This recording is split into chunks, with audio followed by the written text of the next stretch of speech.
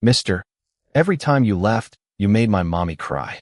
Those 9 words stopped my world more completely than any boardroom betrayal, business collapse, or whispered threat ever could. I had spent 12 years building an empire where every decision carried weight, where every room fell silent when I entered, where men twice my age measured their words before speaking to me. Yet on a bright Saturday morning outside St. Catherine's Community Preschool in Brooklyn, it wasn't fear that froze me.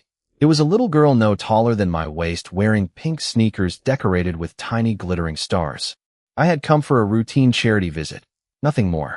My foundation funded after-school programs across the city, and my assistant insisted appearing in person once in a while made donors happy. The autumn air smelled like fresh coffee from the cafe across the street, and maple leaves scattered across the sidewalk in shades of gold and amber. Parents laughed as children chased bubbles floating through the schoolyard, their tiny voices mixing with the cheerful music drifting from portable speakers. It should have been an ordinary morning. It should have stayed ordinary. I had just finished shaking hands with the principal when I felt the smallest tug on the sleeve of my charcoal overcoat. Looking down, I expected a child asking for another balloon or another cookie. Instead, I met a pair of impossibly familiar blue eyes staring straight into mine without the slightest hint of fear. Mister, she whispered again, almost apologetically this time. Every time you left, you made my mommy cry. I forgot how to breathe. Children don't invent sadness like that. They repeat what they've seen. I crouched slowly until we were eye level. What's your name? I asked, my voice sounding strangely unfamiliar, softer than I had heard it in years. She smiled with the effortless honesty only children possess. I'm Lily. She held a crayon drawing against her chest, its edges bent from tiny hands gripping it too tightly. There were 3 people beneath a bright yellow sun. A woman, a little girl, and a tall man with dark hair standing just far enough away that he almost looked like he was. Leaving the page, before I could ask another question, another voice reached us. Lily, quiet, gentle, but filled with the kind of panic someone tries very hard to hide. I looked up. Time folded into itself. Grace Carter stood near the school entrance, one hand gripping the strap of a faded canvas bag, the other frozen around a half-zipped little pink jacket. She looked older than the last time I'd seen her, not because of wrinkles, but because life had quietly settled into her eyes. The morning sunlight caught loose strands of chestnut hair as the breeze pushed them across her face. For one impossible second, neither of us moved. Her expression wasn't anger. It wasn't relief. It was something far more dangerous. Recognition wrapped in years of carefully practiced silence. Lily turned and waved excitedly. Mommy, I found the nice mister from my picture. Grace's face lost what little color remained. My heartbeat echoed louder than the children's laughter surrounding us. And somewhere deep inside, a truth I had buried years ago began clawing its way back into the light. Grace crossed the playground before I could stand, her pace calm enough that no parent would notice anything unusual, yet every step carried the urgency of someone trying to stop the past from catching up. She reached Lily first, brushing a loose strand of blonde hair behind her daughter's ear with the same gentle movement I remembered from years ago. Some habits never disappeared. Some people never really left your memory, no matter how hard you tried to bury them beneath work, success, and endless distractions.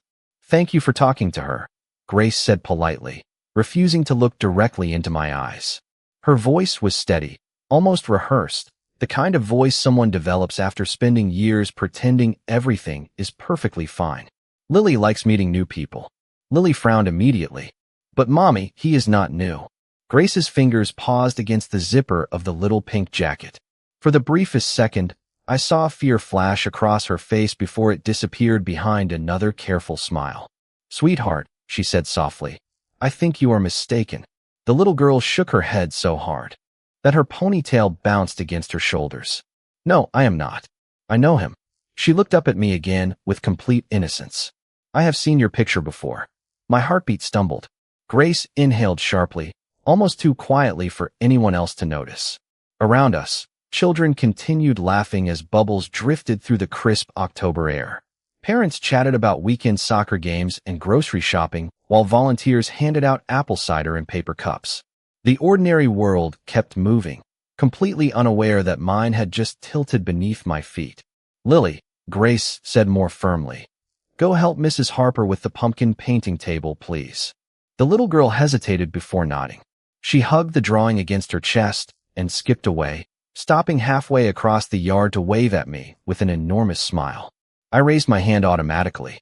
Grace watched until Lily was safely surrounded by other children before finally turning toward me. There was nearly 6 feet between us, yet it felt impossibly smaller than the years that separated our last conversation. You should leave, she said quietly. The event is almost over anyway. I searched her face for anger, resentment, anything familiar. Instead, I found exhaustion hidden beneath dignity. Grace. Her expression hardened the instant I spoke her name. Please do not.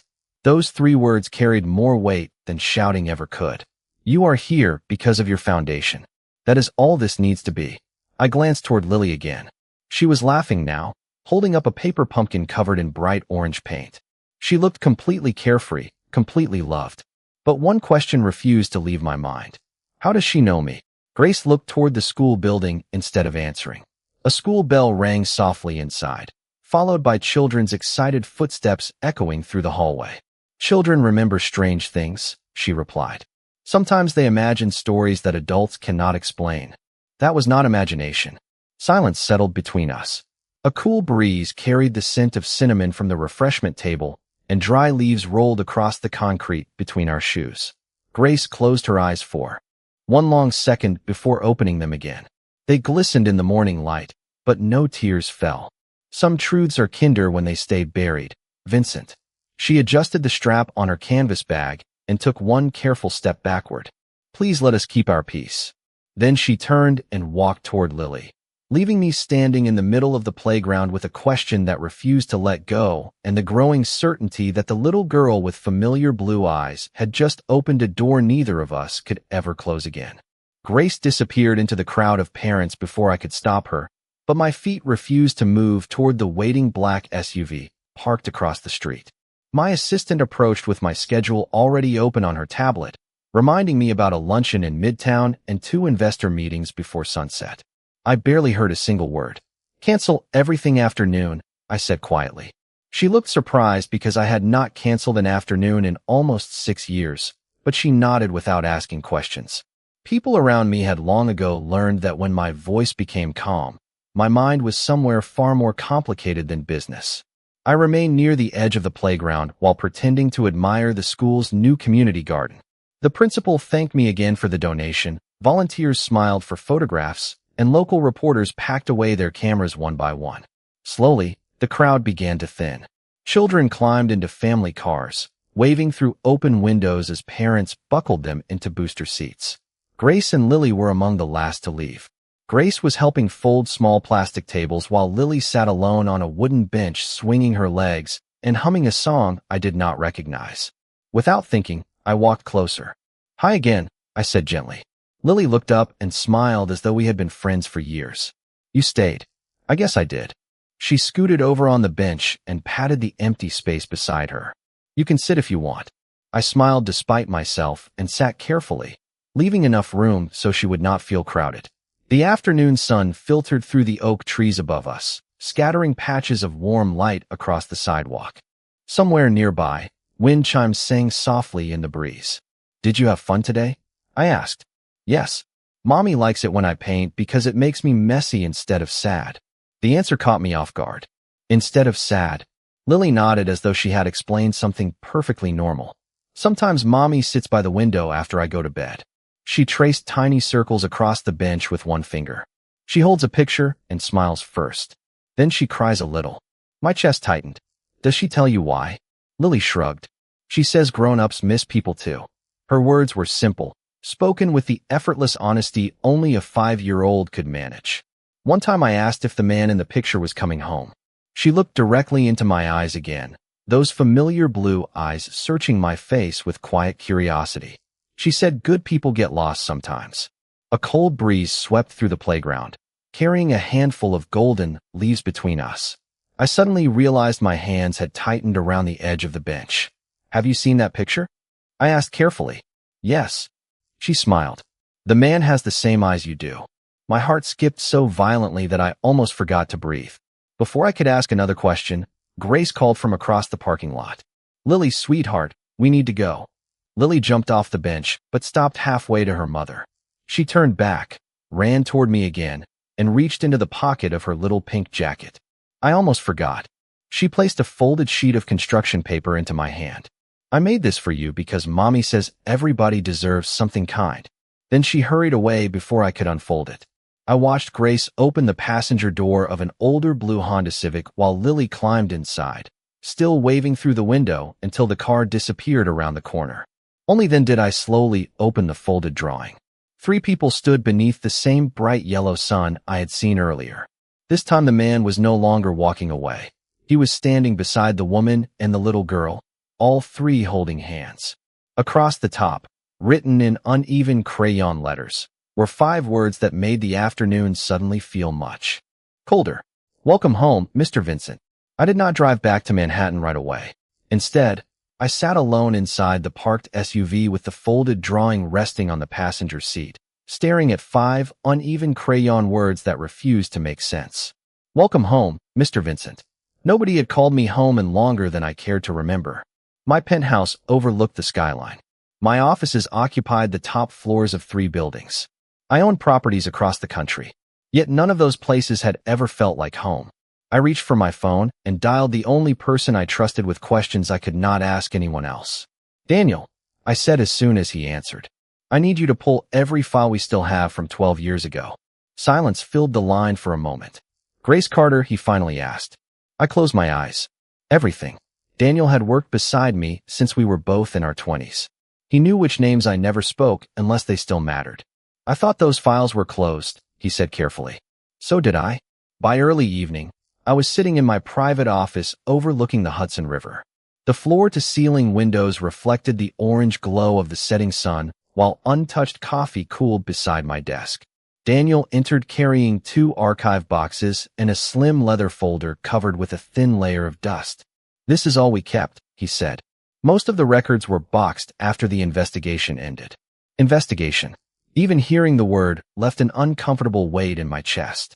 I opened the folder slowly. Inside were photographs, old financial reports, handwritten notes, and printed emails I had not seen in years. Everything looked exactly as I remembered. Yet something felt different now. I studied every page more carefully than I ever had before. Dates, addresses, phone numbers, receipts.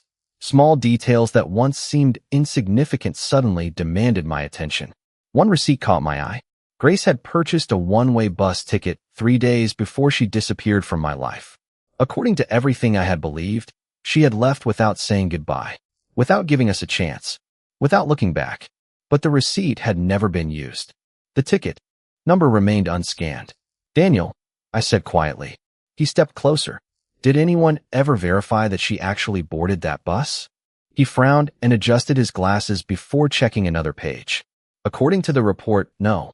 I looked up sharply. No, there is no confirmation. The room became strangely quiet. Rain began tapping softly against the windows, gentle enough that most people would not even notice it. I heard every drop. Then why did we conclude she left? Daniel hesitated. Because someone reported seeing her at the terminal. Who? He searched through several pages before stopping. The statement came from Anthony Russo. My stomach tightened. Anthony had been one of the few people I trusted completely back then. He had managed schedules, handled communications, and knew details about my personal life that almost nobody else did. Is he still in Chicago? I asked. Daniel nodded slowly. As far as I know. I leaned back in my chair, my eyes drifting once more toward Lily's drawing lying beside the folder. Children did not invent stories like hers. Grace did not carry sadness for more than a decade without reason. And bus tickets that were never used did not explain disappearances. For the first time in 12 years, the story I had accepted without question no longer fit together. Somewhere between Grace's silence, Lily's innocent words, and one forgotten receipt buried inside an old archive box, the truth had quietly begun revealing itself, and I could no longer ignore the possibility that I had spent all these years believing exactly what someone else wanted me to believe. Sleep became impossible after that night. Every time I closed my eyes, I saw Lily standing beneath the autumn sunlight with complete trust written across her face, as though she had known me her entire life. By 6 o'clock the next morning, I was already in the office, long before the city finished waking up. Manhattan looked almost peaceful from the 38th floor. Steam drifted from rooftops, ferries crossed the Hudson in slow silence, and the first golden rays of sunlight reflected off rows of glass buildings. Normally that view helped me think. Today it only reminded me how easily people overlooked what stood directly in front of them. Daniel arrived carrying another stack of archived documents along with a small cardboard storage box that had been sealed for years. This was found in the off-site records warehouse, he explained. Nobody has opened it since the case was closed. I carefully removed the faded packing tape and lifted the lid. Inside were ordinary things that somehow felt heavier than any contract I had ever signed. A notebook, several unopened letters, a restaurant receipt, a small silver key attached to a blue ribbon. None of it looked important until I opened the notebook. Every page contained meeting schedules from 12 years earlier. Grace's handwriting appeared only a few times, usually simple reminders she had written while helping organize one of our charity projects. Buy flowers for the Children's Hospital. Confirm volunteer list. Call Mrs. Jenkins about food delivery. The familiar handwriting brought back memories I had buried beneath endless work. Grace had always remembered the little things everyone else forgot. Then something unusual caught my attention. Tucked between 2 pages was a folded yellow sticky note. Only 7 words were written across it. Anthony changed the meeting. Please call me first. There was no date, no explanation, just those 7 words. I looked toward Daniel. Was there ever a meeting rescheduled before Grace disappeared? He scanned several pages before stopping. Yes. He frowned. There was supposed to be a dinner at the Harbor Club. You never attended. Because Anthony told me Grace canceled. Daniel slowly looked up from the documents. Neither of us spoke for several seconds. I remembered that evening clearly now. Anthony had walked into my office carrying an apologetic expression, saying Grace wanted to end everything and needed space. Later that same night, he handed me a typed letter that appeared to be from her. I had believed every word because I had trusted the man delivering it. My pulse quickened as another possibility surfaced. Find that letter, I said quietly. Daniel searched through both archive boxes before placing a sealed envelope on the desk. The paper had yellowed with age, but my name remained neatly typed across the front. Vincent Moretti. I unfolded the letter with hands that suddenly felt unfamiliar. The message claimed Grace wanted a different life and asked me not to look for her. Years ago, I had read those words through heartbreak. Today I noticed something entirely different. Grace never typed personal letters. She hated typing because she said handwritten words carried pieces of the heart that keyboards could never capture. I remembered teasing her about it more than once. This letter contained no handwriting at all, no signature, only a typed name beneath the final sentence. Daniel looked at me carefully. What is it? I placed the paper back on the desk without answering immediately. Outside, clouds drifted slowly across the morning sky, dimming the sunlight inside my office. The room felt colder than before. This is not Grace, I finally whispered. She did not write this. Daniel's expression changed instantly. If she did not write it. I finished the thought for him, my voice barely louder than the rain beginning to tap against the windows once again. Then someone made absolutely certain that I would never go looking for the woman who had been trying to reach me all along. For the first time in years, I did not rely on reports or secondhand information. I drove myself to Chicago before sunrise, leaving behind the comfort of polished conference rooms and carefully managed schedules. The interstate stretched ahead beneath a pale gray sky, mile after mile of quiet farmland replacing the crowded skyline until the city finally appeared on the horizon. Daniel had located Anthony Russo the night before. He no longer worked for any of my companies. According to public records, he owned a small consulting office on the north side of the city, living a life so ordinary that nobody would have connected him to the man he once stood beside every day. I parked across the street just after 9 o'clock. The neighborhood smelled of fresh bread from a nearby bakery, and people hurried past carrying coffee cups and briefcases, completely unaware that one conversation inside a modest brick building might rewrite 12 years of my life. Anthony looked older when he opened the office door, more gray in his hair, more lines around his eyes. He smiled politely at first, assuming I was another client. Then he recognized me. Every bit of color disappeared from his face. Vincent, he whispered. I was wondering if this day would ever come. I stepped inside without raising my voice. The office was neat, almost painfully ordinary. Family photographs sat on a bookshelf beside framed business certificates. A baseball cap rested on the corner of his desk. There was nothing about the room that matched the man I remembered. "I only need the truth," I said. "Nothing else." Anthony looked toward the window for several long seconds before slowly closing the blinds. I told myself I buried that part of my life.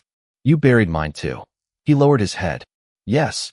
The single word carried more regret than any excuse could have. I placed the typed letter on his desk. "Did Grace write this?"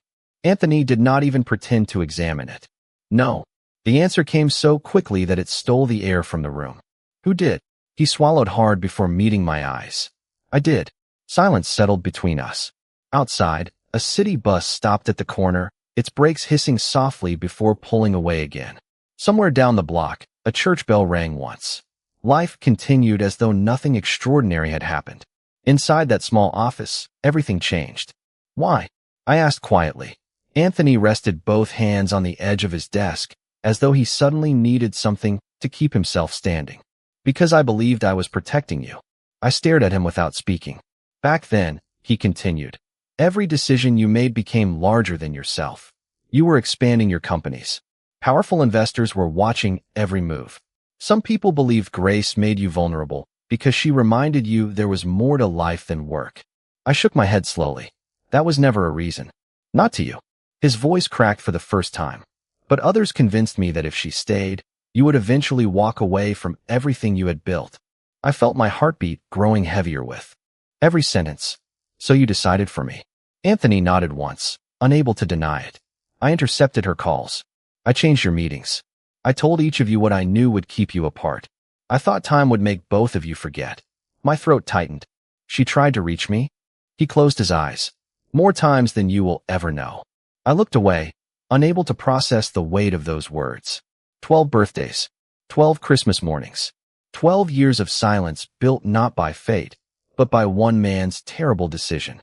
Then Anthony spoke again, his voice barely above a whisper. "There is something else you still do not know, Vincent." I slowly turned back toward him. Tears had gathered in his eyes before he reached into the bottom drawer of his desk and removed a sealed envelope with Grace's unmistakable handwriting across the front. "This letter was supposed to reach you 12 years ago. I have carried it every single day since." My hands trembled as I accepted the envelope. It was the first time in longer than I could remember that I had been afraid to read a single piece of paper. The cream-colored envelope had faded with age, but the handwriting across the front was unmistakable. Vincent. Nothing more. No last name. No formal greeting.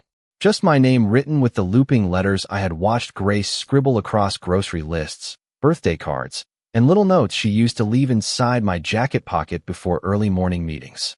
I broke the seal with careful fingers, almost afraid the paper itself might fall apart after all these years. The first line stole every ounce of strength I thought I still possessed. "If you are reading this, then somehow my letter finally found its way back to you." I swallowed hard and continued. "Grace wrote that she had waited outside my office for 3 hours the day before she disappeared, hoping we could talk face to face. Anthony had told her I refused to see her. She admitted she almost walked away forever that afternoon, but something inside her refused to believe I would end our future without looking into her eyes. She wrote that she had gone to my apartment later that evening, only to be told I had already left for an emergency business trip. I had never taken that trip. Anthony had canceled my evening schedule without telling me where Grace was waiting. Every sentence unraveled another lie I had accepted as truth. Then I reached the paragraph that changed everything. I read it once, then again, then a third time because my mind refused to believe the words in front of me. "Vincent, there is something I wanted to tell you in person. I found out this morning that I am going to have our baby. I wanted the first person to know to be you." My vision blurred. I pressed the letter against the desk as though the paper itself might somehow steady me. 12 years. 12 years believing she had chosen another life, while she had been carrying the greatest piece of mine. Anthony quietly stepped back, giving me space, but I barely noticed he was still in the room. I kept reading. Grace wrote that if I truly no longer wanted a future with her, she would never force herself into my life. She would raise the baby with love and kindness, and one day, When the child was old enough, she would tell them that their father had once been the kindest man she had ever known. She refused to let bitterness become part of their story. There was no blame in her words, no anger, only hope that someday I might be happy, even if that happiness no longer included her. A tear landed on the page before I realized it had fallen from my own face. I could not remember the last time I had cried. Perhaps I never truly had. Not like this. Not with the crushing weight of realizing that every birthday I had missed, every first step, every bedtime story, every school recital, every scraped knee comforted by someone else had never been taken from me by fate. They had been stolen by a lie I never questioned. I folded the letter with trembling care and slipped it back into the envelope exactly as Grace had sealed it 12 years earlier. When I finally looked at Anthony, I did not see the man who had once stood beside me through every important decision. I saw someone carrying a mistake too heavy for one lifetime. My voice came out almost as a whisper. Lily is my daughter, is not she? Anthony closed his eyes, and after a long, painful silence, he nodded once. Yes, Vincent, he answered quietly. She has been waiting for you her entire life without ever knowing why. I drove back to New York with Grace's letter resting on the passenger seat instead of locking it away in the glove compartment. Every few miles my eyes drifted toward the envelope as though I needed to remind myself it was real. The woman I had loved had never abandoned me. She had been waiting while believing I was the one who had chosen silence. By the time the Manhattan skyline came into view beneath the fading colors of sunset, I had made one decision that nothing could change. I would not ask for forgiveness. Forgiveness was never something a person deserved simply because they finally learned the truth. If Grace wanted me to disappear from her life forever, I would respect that. But she deserved to know that I finally knew what had happened. The next morning, I parked across the street from the small elementary school Lily attended. I arrived an hour early without telling anyone except Daniel where I would be. The neighborhood slowly came alive. Parents carried lunchboxes. Crossing guards greeted children by name. The smell of fresh bagels drifted from the bakery on the corner, while yellow school buses stopped one after another beneath rows of turning maple trees. It was a life built from ordinary moments, and I realized I had spent years chasing extraordinary achievements while missing the quiet miracles that truly mattered. Grace arrived driving the same blue Honda Civic. She stepped out first, smoothing Lily's jacket before taking her tiny hand. They laughed about something I could not hear, and for the first time I noticed how often Grace smiled for her daughter. The sadness Lily had described was real, but so was the joy Grace worked so hard to protect. I waited until Lily disappeared safely through the school doors before crossing the street. Grace saw me immediately. She did not look surprised, almost as though some part of her had expected this moment ever since the charity event. We stood several feet apart beneath a tree whose leaves floated gently around us. Neither of us spoke right away. Finally, I held out the envelope. I read your letter. Every trace of color left her face. She stared at the familiar handwriting as though she had seen a ghost. Where did you get that? She whispered. Anthony kept it. Grace closed her eyes. A slow breath escaped her before she looked back at me. Then you know. I nodded once. I know you tried to find me. I know you never stopped. She looked away toward the school entrance where children's voices echoed through the open doors. For a long time I wondered whether you had ever read it, she admitted quietly. Then I decided wondering only hurt more. I shook my head. I never received it. Tears gathered in her eyes, but she brushed them away before they could fall. I believed that eventually you chose the life you wanted. No. The word came out stronger than I intended. I chose the life someone else described to me because I trusted the wrong person. Grace studied my face for a long moment, searching for something only she could recognize. You look tired, Vincent. I smiled sadly. I think I finally am. A faint breeze stirred the fallen leaves around our feet. For the first time in 12 years, there was no anger standing between us. Only two people mourning the same stolen years. I reached into my coat pocket and removed the folded crayon drawing Lily had given me.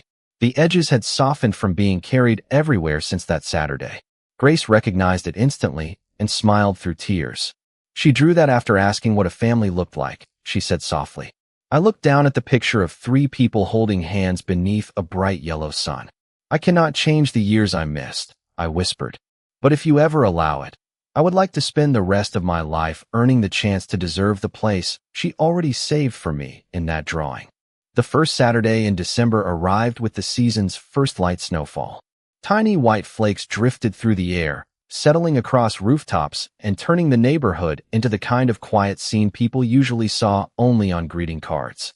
I parked a few houses away from Grace's small home because I still wanted every step toward her to be a choice, not an intrusion.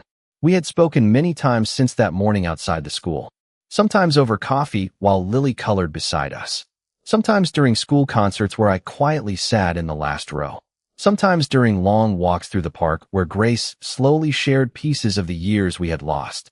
She never pretended the pain had disappeared overnight, and I never asked her to. Trust returned the same way winter became spring, one day at a time, until suddenly everything looked different. That afternoon, Lily spotted me through the living room window before I even reached the front porch. The front door flew open. "Mr. Vincent," she shouted as she raced outside wearing mismatched mittens and a knitted hat that kept sliding over one eye. I laughed and knelt just in time for her small arms to wrap around my neck. "You came," she said as though I had done something extraordinary. "I told you I would," I answered. She studied me very seriously for a moment before taking my hand. "Come inside. Mommy made cinnamon rolls, and she smiles when you come now." My heart almost stopped. Such a simple sentence, spoken with complete innocence, carried more meaning than any speech I had ever given. Inside the house, everything smelled of vanilla, cinnamon, and fresh coffee. Holiday music played softly from an old radio in the kitchen, while Grace placed warm mugs on the table. She looked up as Lily pulled me into the room, and instead of hesitation, I saw a quiet peace in her eyes that had not been there the first day we met again. "You are just in time," she said with a gentle smile. We spent the afternoon decorating a small Christmas tree that barely reached my shoulder. Lily insisted I place the paper star she had made in kindergarten at the very top because, according to her, families always help each other finish things. Every ornament carried a story. Every laugh healed something I had thought was gone forever. As evening settled outside and soft snow continued falling beyond the windows, Lily climbed onto the couch between Grace and me with a picture book resting in her lap. Halfway through the story, she leaned against my shoulder and yawned. "Can I ask something?" she whispered. "Anything." She looked from me to Grace before smiling the way only children can when they already believe the answer will be good. "Can I stop calling you Mr. Vincent now?" Grace's eyes met mine across the warm glow of the Christmas lights. Neither of us spoke. We did not need to. She gave the smallest nod, barely noticeable, yet it changed everything. I looked back at Lily, my voice almost disappearing beneath the emotion filling my chest. "You can call me whatever feels right." She grinned so brightly that the entire room seemed warmer. Then she wrapped both arms around me and whispered one word I had waited 12 years to hear without ever knowing it. "Daddy." I closed my eyes as tears quietly found their way down my face, not from sorrow this time, but from gratitude. I had once believed that power meant controlling every outcome, every decision, every future. I was wrong. Real strength was admitting the years you could never recover, choosing to love anyway, and earning one ordinary moment at a time. Because in the end, the greatest victories are never won in boardrooms or built with influence. They are whispered by a child who finally feels safe enough to call you home.